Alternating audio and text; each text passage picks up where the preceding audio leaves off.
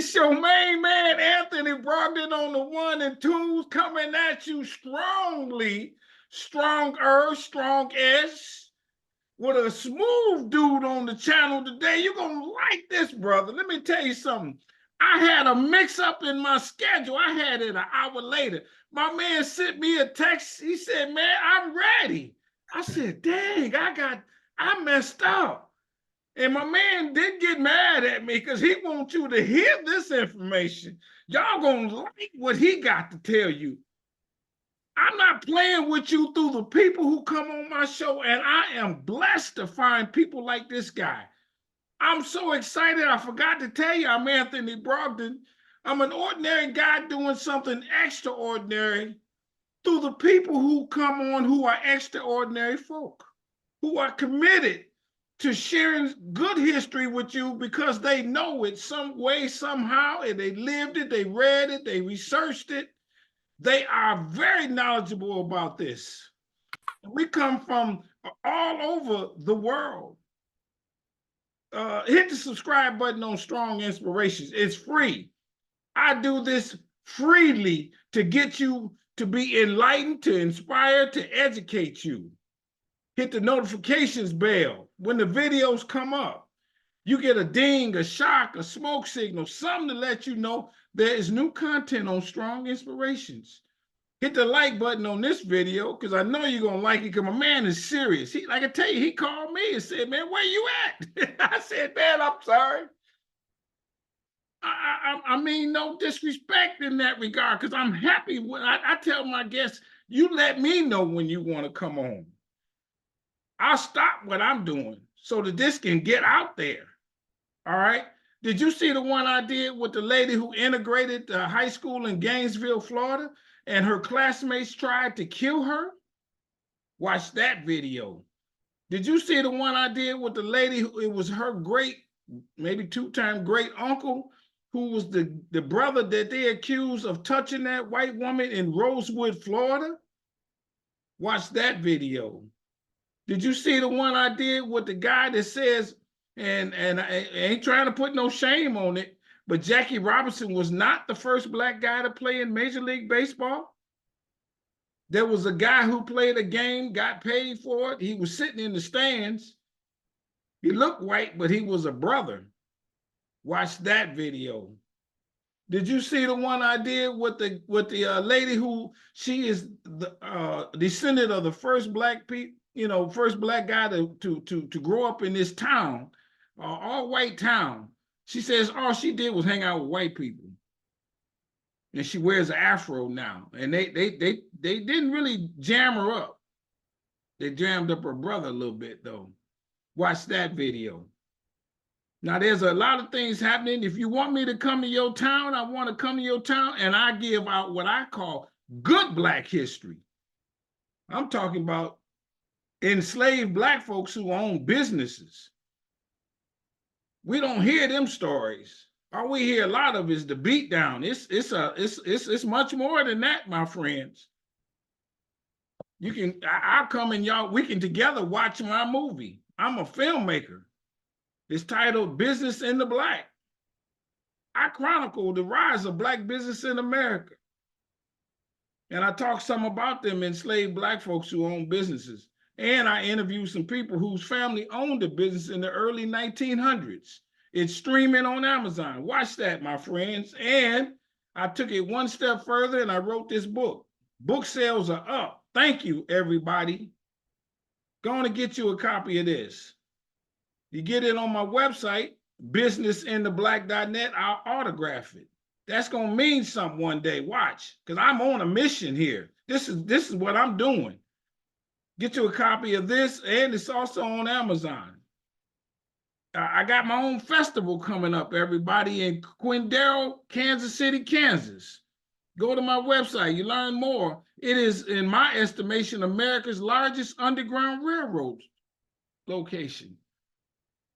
It's amazing stories. We're going to have a good time. We're going to do some dancing. I'm going to feed you the whole weekend. Friday at a fish fry, Saturday at the gathering. We ain't gonna call it a picnic, at the gathering in the park where them enslaved black folks fled to. That's June 7th through the 9th. I'm coming at you, my friends. And I got a bunch of stuff, a bunch of speaking engagements here in my area, Detroit. Now, you hear me use this term strong a lot. Strong is my favorite word. I just like strong. This guy that's coming on, he's strong. And in my world, strong stands for strength, tenacity, resilience, and a sense of oneness, nobility, and grace. And that is my introduction to the cool, good-looking brother on the channel today. Let's get it on, man. Introduce yourself. Appreciate you having you. Oh, thank you for having me, brother. My name is Shakir Bakari Williams.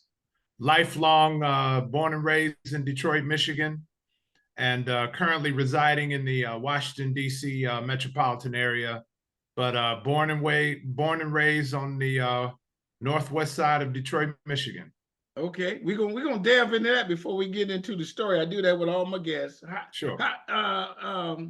Detroit is predominantly an all-black town. Did being in an all-black town do something for you? Oh yeah, it did a lot for me. It showed me as an early age what the possibilities were. It showed me that regardless of the external elements, greatness was still possible. And so that did a whole lot for me. And that was a lot of what went into the development of this book. Okay. And not just growing up in Detroit, but then having the privilege to later move and attend college in Washington, D.C. at Howard University. So oh, yeah.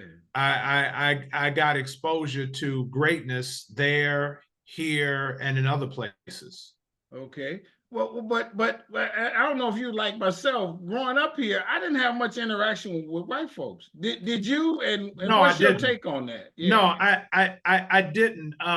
When I was a little boy, there were, I guess maybe there was still like maybe six, seven families, white families on our block. And then they gradually started moving away. And I think the last two were two older men who moved away. But no, when I grew up, my block and my neighborhood was predominantly Black American. Yeah. And as were many of the businesses in my community. Oh, sure. Yeah.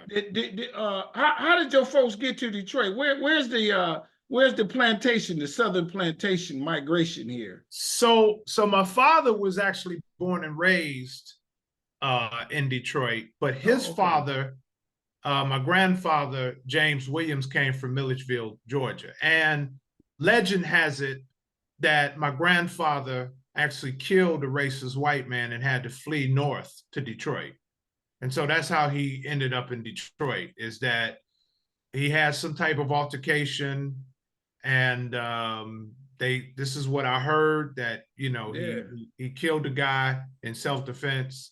Yeah. And he fled north to Detroit. My mom was born in Gaston, Alabama, and my grandmother got a job. My mom was born in 1926, and she got a job. I mean, her mom got a job at a factory in Detroit, and they relocated to Detroit in 1929. Yeah. And my father passed away in 2009. He was a Korean vet, but my mom passed away in 2020 at the age of 94. So yeah, tremendous amount of history from both of them, but especially her, which I'll talk about momentarily. Let me go into this. And I've had several people on the show who one of their ancestors did have to, various reasons, kill a guy. Yeah. Is that a badge of honor? Is there something to that, to say, I understood that move? You know what I mean? Is there something that made you feel when you heard that? Yeah, I mean, for me, it just signaled that, contrary to a lot of the narratives that a lot of us willingly tolerated humiliation, it did something for me that, you know, not all of us accepted humiliation. Not all of us accepted to just go along to get along. And, there were a whole the many stories of people who did that, because that was the way I interpret it is that was his own act of resistance. That was his expression of resistance. Yeah, I love it. At that moment. So do you think, had you heard that they were looking for him, that he had to change his name or any of that kind of thing? Now that I don't know. I never got any more details about that. And I never, one of the things that was regrettable was that my father never took my brother and I down to that part of Georgia to meet our relatives. And so had I had the opportunity to do that, I probably would have gained more insight into my grandfather's history as well as his siblings. Yeah. So because and I can dig where you're coming from, because like with my mom, she's out of Tennessee. She never went back. Yeah. She had no desire to go back. And I was like, in her later years, I said, Mom, come on, let me take you back. I want to learn that. And she never wanted to go back. Yeah, my mom told me that when she was, I think my mom said she was like 13 or 14. So this would have been 1939, 1940.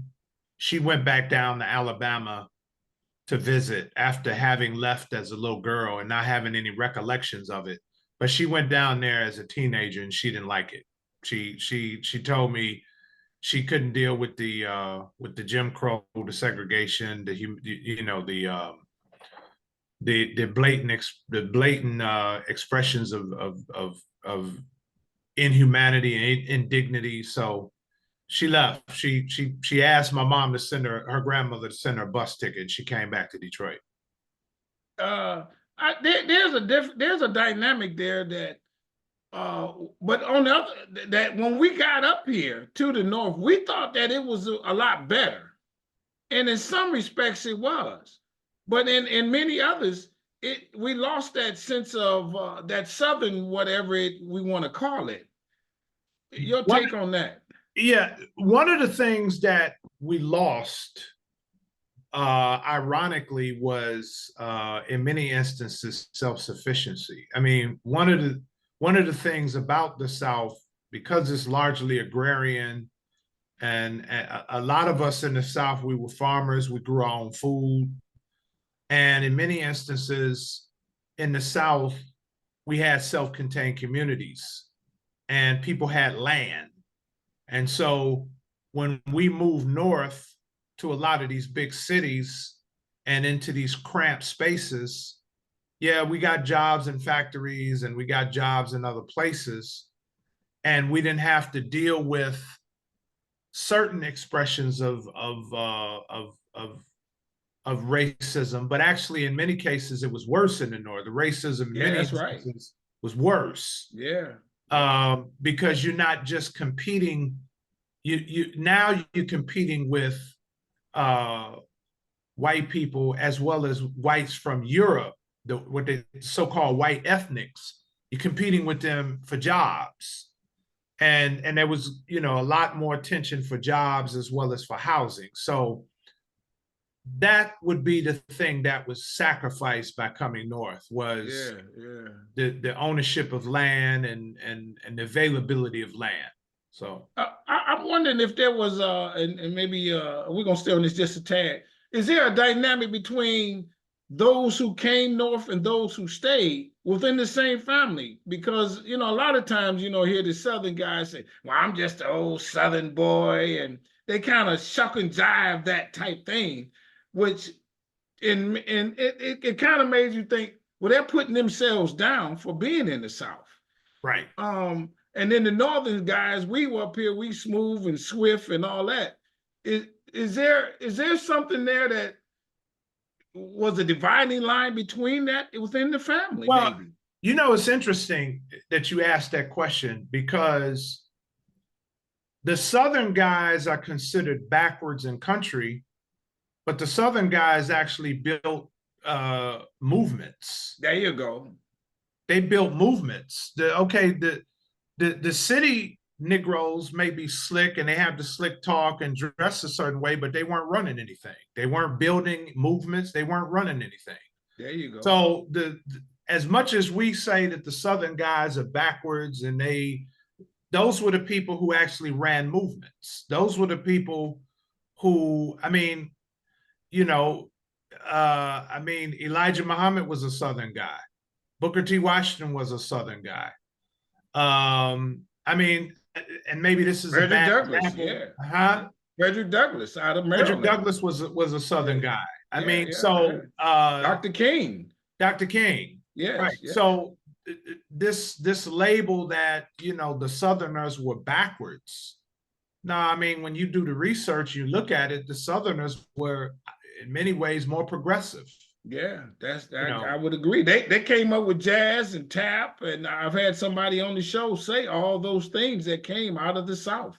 Right. And then when they came north, they brought all of that same type of mentality. Right. At least in the early days before, maybe some flip happened. Do you feel a vibe being in DC of a Southern, because DC is below the Mason-Dixie line?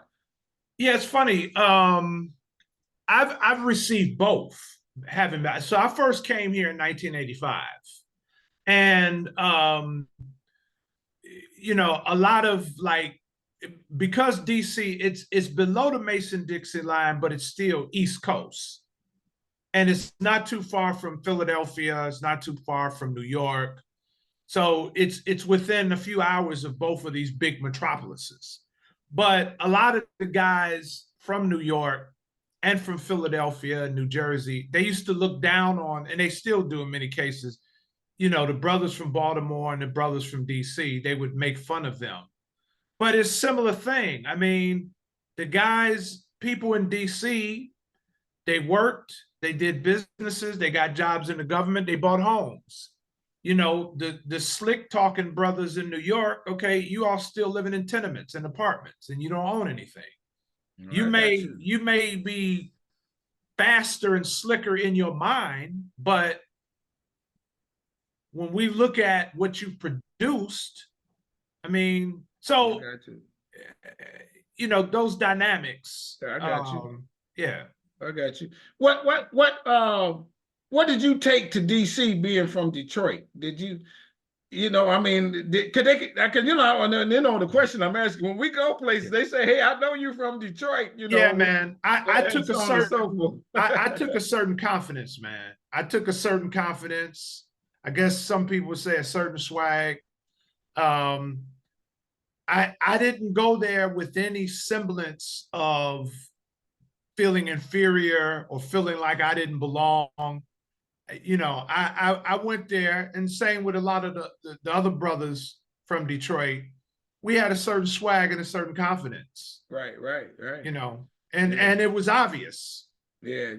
No, that's what we carry with us. Yeah. And so how did you like Black history? When were you introduced to understanding it and your love for Black history, as I would suspect? Oh, man. When I was a little boy, when I was a little boy, and I remember well, those brown hardcover books by Lerone Bennett. Okay. About that 3-volume set by Dr. Lerone Bennett about Black history. I think it was produced by Ebony at the time. Right. When I was 6 years old, my mom's church had a Black history tour in Detroit. So this would have been around 1972. We went to all of these major sites in Detroit. We looked at sites on the Underground Railroad. We went to Elijah McCoy's, the factory where he created the lubricating machine. And so I've always, loved history, Black history. So I grew up a couple miles down from the Shrine of Black Madonna. So when I was a little boy, my father used to take me there, man, to buy books and so forth. So, one of the things that happened when we talked about Black history, and I kind of alluded to it at the beginning, so much of it had the beat down concept. Did you feel that in Black history? Did that Did that trigger you to be more than the beatdown, or look more into it? What did that do? The beatdown concept made me very angry, because I felt like there had to be something else to our history other than being beat down and being humiliated. So it motivated me. It made me angry, number one, but it motivated me to want to learn more and expand my understanding beyond what I was seeing, beyond the same images that I was seeing. So that's what it did for me.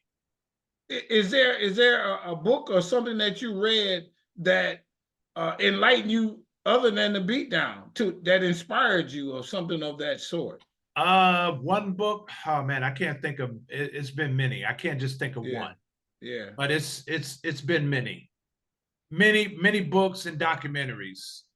Um, I had when I was in the 5th grade, I had a social studies teacher, Miss Clinkscale, and she obviously saw something in me, and she really like inspired me and pushed me to uh, read more, watch documentaries. She was a great teacher. I mean, Okay, okay, great teacher. okay. And yeah. Yeah. When we talk about the other than the beatdown, what does that mean? What give me some examples to you that move you that and then this will lead into your book and we talk about that. That's other than the beatdown. Um, that we excelled in the worst of circumstances. There you go. That we built institutions that even when we went to segregated schools, we excelled academically. Mm-hmm. Even when we were forced to live in our own communities, we had hotels, we had hospitals, we had resorts. I mean, so there's so many examples of excellence. And this is the irony. And I talk about this in the book, which, you know, it would be a leader, and as you indicated, the irony that in the worst of circumstances and during some of the worst periods of racism in America, Black people had their greatest achievements. That's the irony. That's the irony. We did better in segregated schools than we do now in many of the schools that we go to. We learned more, we excelled more academically then than we do now. We built communities when we didn't have a Black mayor, when we didn't have a Black police chief. So that's the irony that during the worst periods of Jim Crow, of lynchings, of sundown towns, of race riots, of legal segregation, Black Americans had their greatest expressions of excellence. I think one of the things that we again go back to the book is in a moment. One of the things that happened is those movements happened because there was a collective that that affected all of us. And so we had to come together. When we don't have that, because some of us now have excelled, we've gotten our degrees, we moved out the inner cities and the neighborhoods, there's no, and I'm not saying everybody, but there's no real reason to fight collectively. Because, hey, man, I kind of got it pretty good. And, you know, everything's kind of all right. And I know a bunch of us like that I hang out with.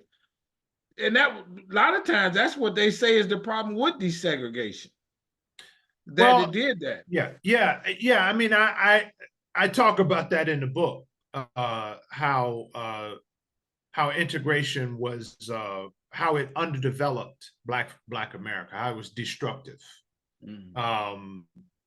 Yeah. What's the name of the book, and do you have a copy of it? Yeah, so the name of the book is entitled "The Enemy Within: Why We Black Americans Must Confront Ourselves." Yeah, let me grab a copy. One moment. Yeah, go ahead. Yeah. This is a copy of the book, and it's available on Amazon right now. And essentially, what I'm doing is looking at the historical and contemporary ways in which we as Black Americans have sabotaged our own progress. As much as we criticize other people for what they do to us, what they've done to us, we're less willing to be honest about the ways in which we sabotage and prevent our own growth and development. Hold the book up, because that book is thick. How many chapters in it? You wrote a lot. It's 6 chapters. Yeah, so Yeah. it's everything included is 320 pages. Yeah, that's not no small book. So there's Right. a lot of scenarios that you do in that. Yeah. A couple questions, and I mean no disrespect.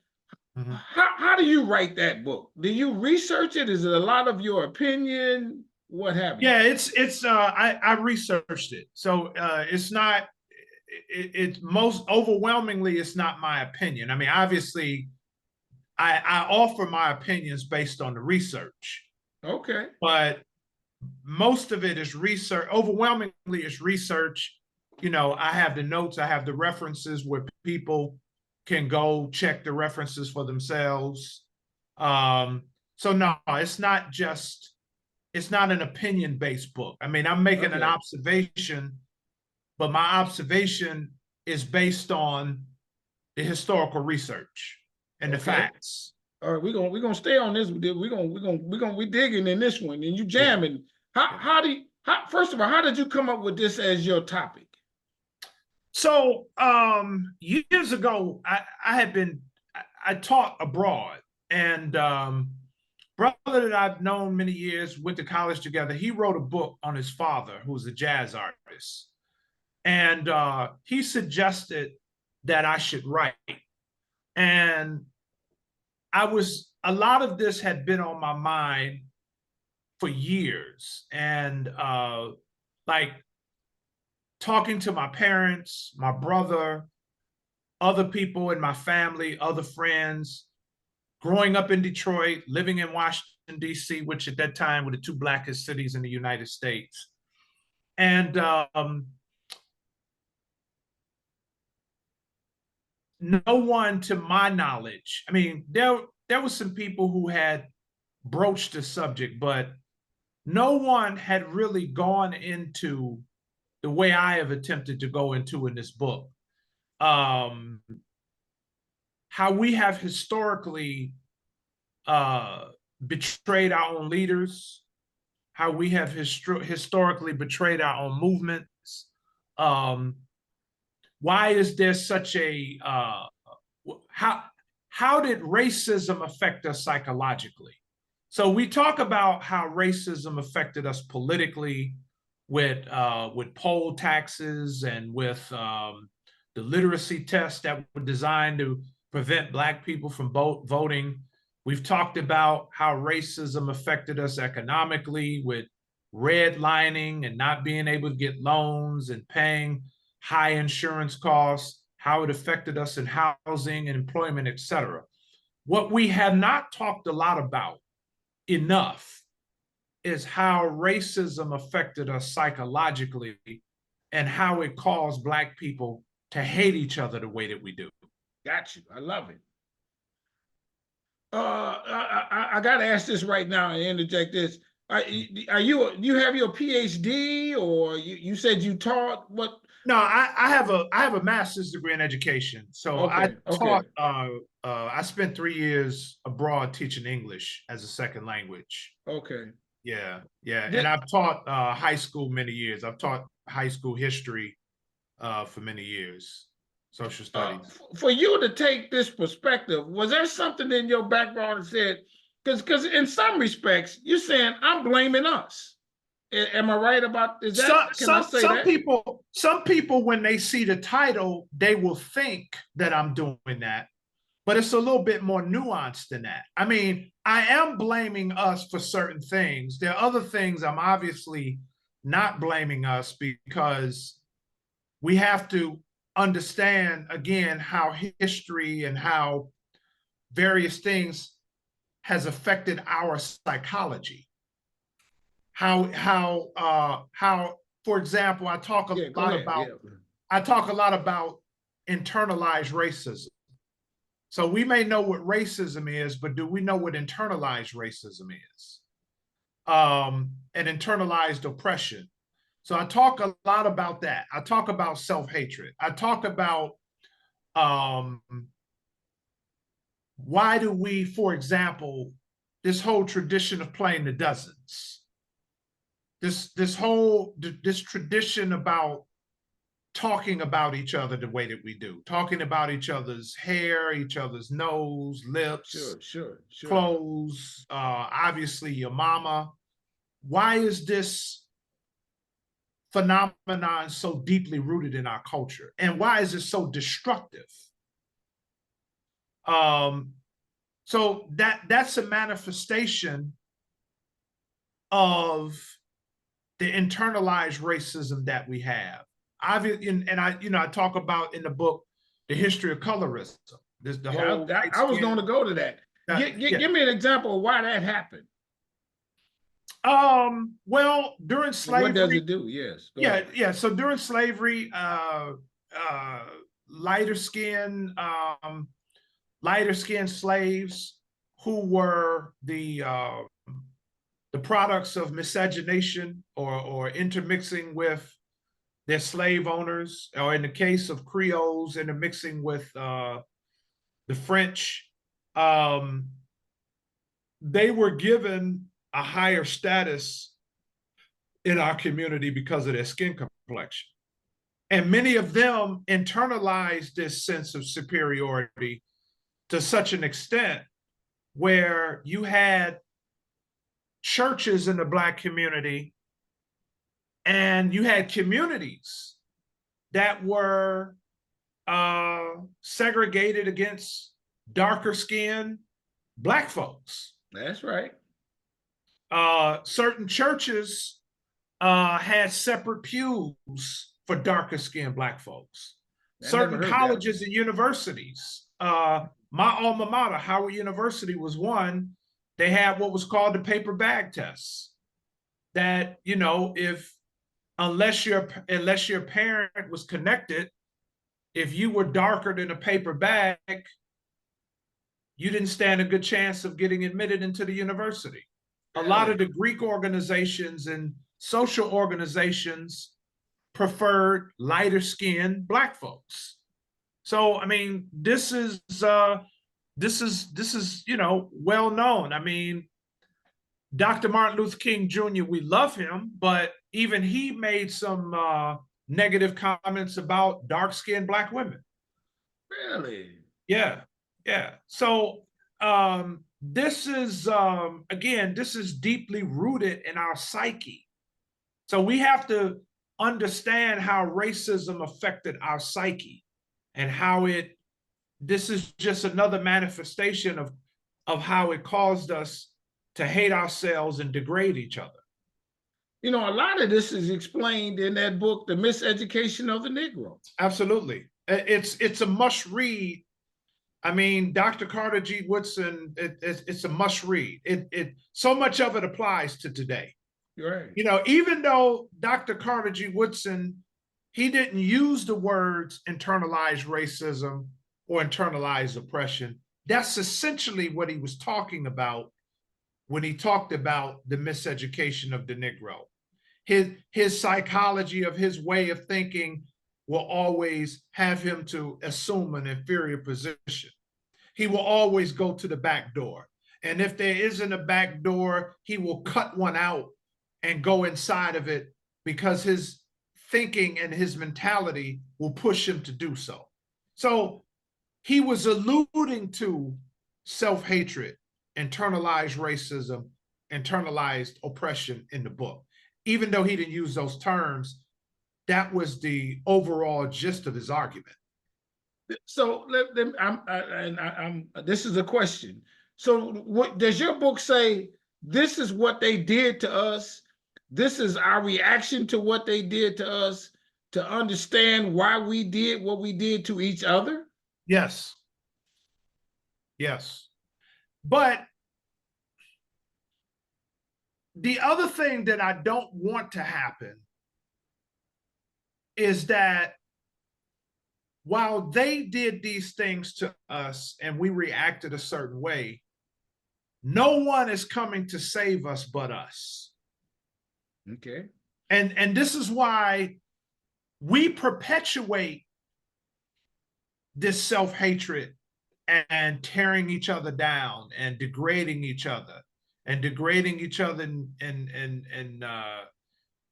all forms. I mean, you know, again, those of us who've gone to predominantly Black American schools, somebody's going to talk about you. Somebody's going to make fun of you. So sure, other people did certain things to us, but we perpetuated. And so it's up to us to identify these things and to address them and to address this deep-seated psychology and psychosis that we have when we deal with each other. How great would a person have to be to not have let the things that they did do the things that it did to us? You understand that question, I guess? Yeah.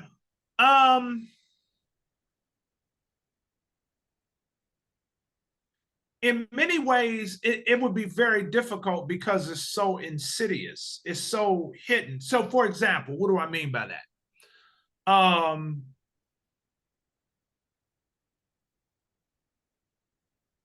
Certain things that we have accepted as culture across generations, we don't know why we do it, but we just know that we do it. I got you. And so it would take understanding these characteristics and these practices and examining them and saying, wait a minute, this is not right. This is not normal. We do these things or we react this way because we've learned to be this way. And we're responding to the way that people dehumanized us. So it's not normal to use the language of our enemies against ourselves. That's not, but we do it all the time. So it's not normal to call each other niggas. It's not normal to call our women bitches and hoes. Italian Americans experience racism, but we don't hear Italian American women. I mean, we don't hear Italian American men referring to Italian American women as dago bitches and dago hoes. During World War II, the Nazis referred to the Jews in Europe as Untermenschen, which means subhuman. But we don't hear Jewish American men using the language of the Nazis against their own people. Jewish American men don't refer to Jewish American women as Untermenschen bitches and Untermenschen hoes. We're the only people who use the language of our enemies against ourselves, and we do it without even thinking. We enjoy doing it. If you don't mind my talking. Yeah, no, that's real on this show. Yeah, man, that old bitch ass nigga. Yeah, yeah. Who else talks like this but us? Yeah. Who else uses the language of their enemies against themselves like us? Okay, that leads to this question. Why us? Why are we that way? Is there an answer in the book that kind of gives that insight to that? Well, we were, I guess the first question is, we were the victims of white supremacy and dehumanization more than anyone else. I don't want to go too much in the book because you ought to read it. But I talk about the development of race and the development of how people of African descent became dehumanized. So the first Africans, and I had to say this too, because I have to clear this up. This is another longstanding myth that has been promoted that's untrue. The first Africans who were brought to Jamestown, Virginia in 1619. They may have been slaves elsewhere, but they did not arrive in Virginia as slaves. They came to Virginia and they began their lives as indentured servants because slavery did not exist in English-controlled America. It existed in the areas controlled by the Portuguese and the Spanish since the end of the 15th century. But in Jamestown, Virginia, there was no racial slavery yet. That didn't develop until decades later. So Black people, or the Africans who arrived in Virginia in 1619, did not come here and immediately be placed in a racialized slavery, because racialized slavery did not exist then. Racialized slavery did not develop in Virginia and in Maryland, the two first English settlements. That didn't develop until after a significant event in Virginia, Bacon's Rebellion, which I talk about in the book. Okay. And so how we were dehumanized, and the fact that we were dehumanized according to the Bible, we were dehumanized according to a fake science called eugenics and scientific racism, social racism, religious racism. So all of these things came together to create the narrative that we were subhuman. And so no one else in this country experienced that to the degree that we did. I got you. And so looking at it from that perspective, our deep-seated hatred for each other is the way that it is, largely because of that history and the fact that this has been internalized by us the way that it has. That leads to this question. When you were telling your friends and other people before the book, and then now since the book has been out, have Black folks been able to accept your theory? Or are they pushing back to say, hey man, you blaming me? What's some of that dynamic? Absolutely. As I said, when people look at the title, they assume that I'm just going in on Black folks and I'm just blaming Black folks, which I'm not. Which if you read it, you will see that I give the historical process in terms of how this happened and how we got to where we are right now. But I'm not letting Black folks off the hook. So I'm not doing that, because that's another problem where we don't want to fess up and own up to the way that we destroy each other, right? So I'm not going to say the reason that we shoot up our own basketball courts or that we molest our little girls and children in our community, and we never act that way toward anyone else except Black folks. I'm not going to tie that and say, well, we can excuse them because of slavery. I'm not saying that at all. I got you. Yeah, I'm definitely not saying that. So in some respects, you're on the edge. Cutting edge. You're cutting edge with what when you thought about it, said, before I release this book, let me do a lot of prayer because I put myself on the edge. Did you have to go through some internal strife yourself in that regard? I go through internal strife daily because I know, and the book is just brand new. It's only been out a couple of months. So this is all brand new. So, hopefully that it gets to mainstream sources. Hopefully I reach out to other people who I can share it with, and it that it gets more traction and exposure. But that's I think this is necessary for us to begin to have some necessary conversations with each other. They're going to be painful. Yes, I love but it. we have to have these conversations in order for us to grow, because we can't keep indicting other people for what they do, but we have no willingness to confront what we do to each other. And I love it, man. And so you on the cut. Let me see. Now I say you're on the cutting edge, but also what has to happen is, and let me give you an example. When Bill Cosby came out, before all his issues, he did a tour talking about what's wrong with Black people. Right. And because it was Bill, a lot of people went to wherever his tour date and heard him.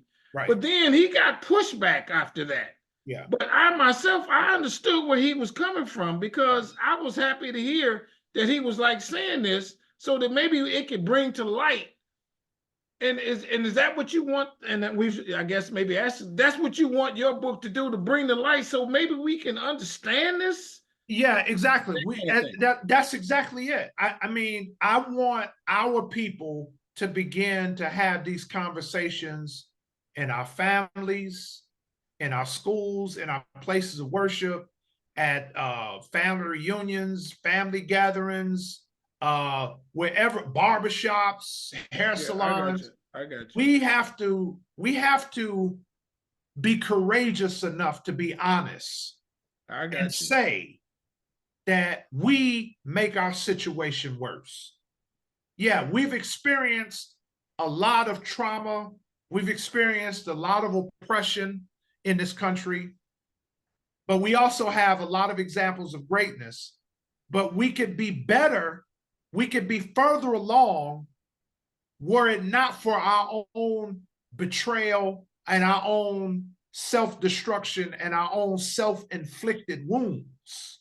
I love it. It's funny. I try to keep my life positive, and the things that I do, and my perspective on stuff. And so I was talking to a guy, and I'm not gonna name him, but he's very well noted in the Black business community on the national level. And I was telling him that about my book being all positive about Blacks. And the first thing, and he's not the only one who said this, but the first thing that he went to is, well, why don't we talk about what happened to us? Why don't we talk about where we lost it? Why we don't talk about why we don't have that money from the Black business people that lived in the 1800s? And I said, well, why do I want to? I got 15 minutes. All I want to do is give you good for 15 minutes. Well, man, you ain't telling the whole story. There's something to there to say we got to hear the negative. We got to hear the negative, because in order to heal, anyone who's dealing with anything, in order to heal, you have to admit your flaws. You have to admit your demons, and you have to be courageous enough to confront your demons.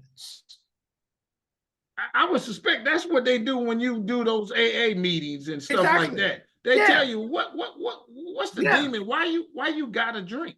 Exactly, because the drinking is symptomatic of a deeper seated issue, and that's the point. The drinking, the crack pipe, the needle, these are symptoms. These are not causes. They're symptoms. Right. So us saying to each other, yeah, man, I ain't giving my money to them niggas. I ain't supporting them niggas. Hey, man, Anthony Brogdon. No, I ain't buying this book, man. I ain't supporting them. So why do we say this? There you go. So that's my point. It's like we have to confront why we say and do the things that we do. Why is hip hop music, for example, why is it so much devoted to destroying Black people? Where they're singing about killing niggas and screwing bitches. Yeah, that's right. And no one else does this but us. They'll Nobody say else it's because that's how they testifies. grew up. Yeah, but I'm saying what I'm saying is that we have normalized our own dehumanization. There you go. We normalize degrading and dehumanizing each other. This is normal in our community. Yeah, there you go. We love to talk about it. We go to you know, I've been to weddings of other ethnic groups, right? I've gone to weddings of people who are not Black Americans. Yeah, sure. And I'm just using an example. The bride and groom, they may leave out of the wedding with $100,000 cash because their family members and friends will come there, give them money, and bless them to do well. We go to our wedding of some Black folks, and we want to talk about the groom. The sisters want to talk about, oh, why is she wearing that dress? So I mean, we find a way to degrade and destroy each other, and that is reflective of how we can never get ahead. Yeah. Is there what's the answer? That's a good question, and I would respond to that with a question: what do we want? There you go. What do we want? Because solutions are based on goals and objectives. So when we say, well, what's the solution? What's the answer? My response is, what do we want? Because when we decide what we want and where we want to go, the answers will be based on that. Because people who have goals and objectives, their solutions are based on the goals and objectives. And this is part of my critique. For example, we've had leaders in the Black community going back to Booker T. Washington. Booker T. Washington, Dr. Carter G. Woodson, Marcus Garvey, Elijah Muhammad, Malcolm X, on and on and on and on. Now, Dr. Claude Anderson and others, on and on and on and on. We've had leaders for over 100 years in the Black community tell Black people to practice cooperative economics. And we still don't do it. But we sit back, we watch Jewish Americans, Chinese Americans, Korean Americans, Chaldean Americans, Lebanese Americans in Detroit, Chaldeans, Lebanese. We sit back and watch everybody do exactly what Carter G. Woodson, Marcus Garvey, Elijah Muhammad, what everybody else told us to do, and we have refused. And we sit back and watch everybody else do the exact same thing that our leaders told us to do, and they excel. They come together, they put their money together. I used to be a street vendor years ago in Washington, D.C., and I sold T-shirts on the street. And these Korean vendors, these Vietnamese, Mexican, they made millions of dollars on the street, millions, but they put their money together and they worked together. Something that we refuse to do. So, and then we would turn around and say, well, and it, not directed at you, we would turn around and ask the question, well, what's the solution? Well, our leaders gave us solutions years ago. We refused to implement the solutions. So I got you. So in my opinion, our biggest problem is not a lack of solutions. Our biggest problem is Black folks, beside our deep-seated hatred of each other, our biggest problem is a willingness and a commitment to implement the solutions. It's not a lack of solutions. That's our problem. It's being committed enough to implement the solutions when they're given to us. I got you. You know, a lot of times, as we almost come to a close, a lot of times when we talk about or black people, and they say, we don't never say that we have any successes. We don't never say we have any gains. You can watch all of the, the Dr. King programs and stuff like that. It's almost like nothing has really happened that has gotten us even further down the line. And I know that's not the case. No, that's We've not the gotten case. some further down the line. Yeah, I mean, we've excelled, brother. This is why and I said this early on. I talk about this in the book. When we were forced to go to one-room shacks, schools, when we were forced to go to all black segregated schools, because we couldn't go to schools with white folks, we excelled academically in rundown schools with secondhand books. We excelled academically. During the worst periods of American racism, we excelled academically.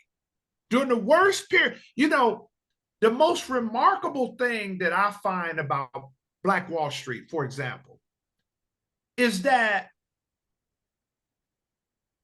how did these people build a town less than 50 years after the end of slavery? That's right. And they did it without government loans. They did it without being supported by the government because they couldn't get help from the government.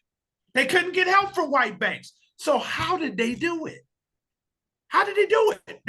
So that's the remarkable thing to me, is that they built this with their own resources and with their own solidarity. And now we say, well, no, man, we can't do that because of racism. Well, they obviously have more racism than we do now. That's right. So how did they do that then? And they did that without a black mayor, without any black people on the city council, without a black police chief, without a black state representative, without black people in Congress, without black people in the Senate, without a black attorney general. How did they do it? So I go back to my earlier point in the book. Our greatest achievements historically came in the worst periods of American racism. That's the irony. That's the irony. Our greatest examples of achievement and excellence came in the worst periods of American racism, the absolute worst. And now we have technology, we have multi-million-dollar schools, and we're dropping out in 8th grade. But when we went to rundown schools, we excelled and we scored better than many predominantly white school districts. Yeah, that's right. So that's again, that's the irony. Yeah. It's the irony. Yeah, I love it. Are you ready to do public speaking and Absolutely. And you Absolutely. ready to tour? Absolutely. And go brother, out there. You ready for all of what can come out of this? I'm on fire with that. Absolutely. I'm burning with desire to get on the road and speak. Definitely. Absolutely. I can't wait. Yeah, I can't wait. I'm so looking forward to that because I've never been more passionate about something in my life than I am about getting this message out, because I love Black people. And that's why I wrote the book. I love my people. And I want us to have these painful yet necessary conversations with each other, because we can be better. I mean, in 2021, I know we're coming to a close, and I have to get ready to go myself. In 2021, Latino Americans, Hispanic Americans, Latino Americans had a gross domestic product of $2.1 trillion. $2.1 trillion. That's how much money they generated during the fiscal year of 2021, which means that Latin America, again, this whole idea of a nation within a nation, Latin America generated the 7th largest GDP in the world, tied with Germany. That's how much income Latino Americans generated in 2021. Mm-hmm.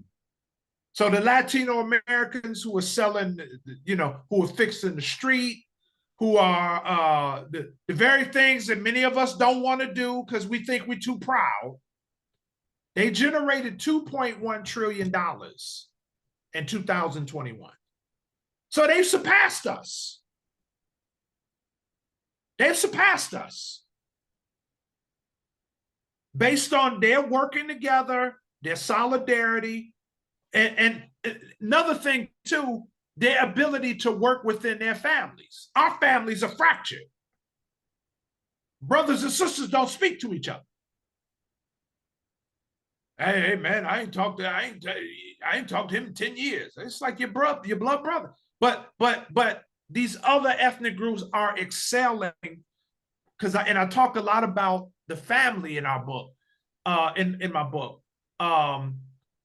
They generated $2.1 trillion in 2021. And they haven't been here longer than we have. And so, again, our problems, many of them are self-inflicted. So people say, well, you blaming Black folks. Yeah, in a way I am, because we have to be honest about the obstacles that we create for us. I love it.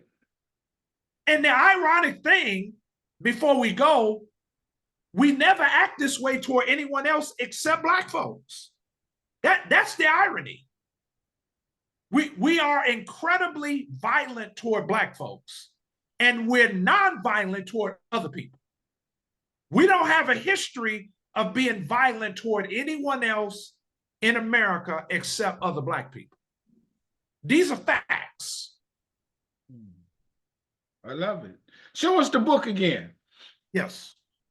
The book is entitled The Enemy Within: Why We Black Americans Must Confront Ourselves. As I said, the book is on sale on Amazon. Please get this book. Anyone who is interested in the historical and contemporary issues and challenges of Black Americans must read this book. I love it. That's right. This is a must book for your library. You got bullet holes in the. Is that what those are? No, those are stars. Oh, okay. Yeah. Okay. Yeah. I was wondering. Do you have a website and all that kind of stuff? What's your social media stuff? I'm on Facebook. I'm on Instagram. Developing my YouTube page. My website is www.forerunnerpress.net. For I'm gonna type it in the but just tell it, spell it. Yeah, www.forerunnerpress.net. Okay, I got you. Forerunnerpress.net. We got you on that. Let me how about this? You proud of yourself? I know. I am. I went through a whole lot, man, writing this book. Oh boy, I moved back home to take care of my mom, and I did it myself. My mom had a couple of falls where she broke her hip, she broke her wrist, she broke 4 ribs. So I had to take care of my mom. I was involved in a car accident myself. I had a tumor under my right breast that was incredibly painful, that I had to deal with, that went misdiagnosed for 6 years and no one could tell me what it was. Whoa. And I had these pain outbreaks, man, multiple times a day. They would last 45 minutes. You know, I had some other family challenges. So it took me 10 years to write this book. Whoa. So I am tremendously proud of myself because I didn't give up. There you go. I didn't give up. There could have been any number of instances where I could have said, man, I can't finish this. I can't do it. Right. But in spite of all of that, in spite of my own personal challenges, in spite of taking care of my mom and giving her a good send-off at 94, I still managed to get this done. So there you go. Yeah, I man. love it. Yeah. You're almost bringing me to tears, man, to be honest with you, because I feel that passion. Everybody hit the subscribe button on Strong Inspiration, because we give it to you straight, no chaser. We intoxicate your mind, not me, my guests. Some of them even bring me to tears because I feel this. I'm in front of greatness, everyone. Watch this. Look at his face. Look at the name. Look at that book. This guy is earth-shattering in what he has come to do in the 10 years to get to where he is now. That's commitment, folks. And he's doing it for strangers. He don't even know y'all. But the premise is that if y'all read this, y'all understand the concept. We confront as a people what it is that has happened to us and how we've reacted to it. I'm summing it up in some respects. Then we'll be able to maybe see how we can be better. And there is a better. There's a good now, but there's a better. Let me say this. Give me one last sentence, one last word.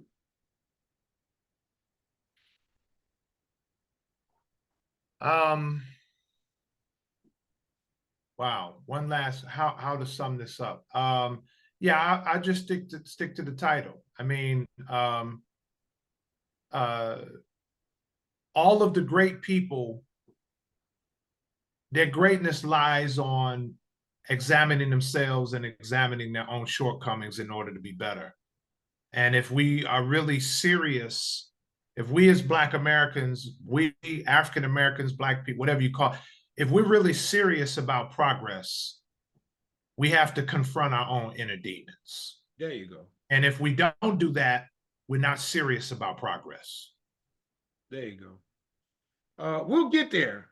And your book is going to make it happen and move that needle. So to you, my brother, I say this, and I mean this with all sincerity. I want you to stay strong, stay safe, stay on your grind. I love what you become out of my hometown, the D, that you spread it. You went to that HU. My daughter went there. Oh, nice. HU, that's right. I hung out there a lot, man. I was at them homecomings and everything. Man, I enjoyed that, and that was big, and I'm sure that influenced you. Absolutely, man. Absolutely. To be who you are, and your parents and all them other people, and the experiences, and walking down the street and reading them books and being near the shrine of the Black Madonna, so on and so forth. Right. I thank you so much for coming on the show. I'm gonna stay in touch. I promise, because I got something. My mind been thinking about how I want to help you and promote this. All right. So with that, I'll say bye-bye. We out. Thank you so much, brother. Thank you. All right.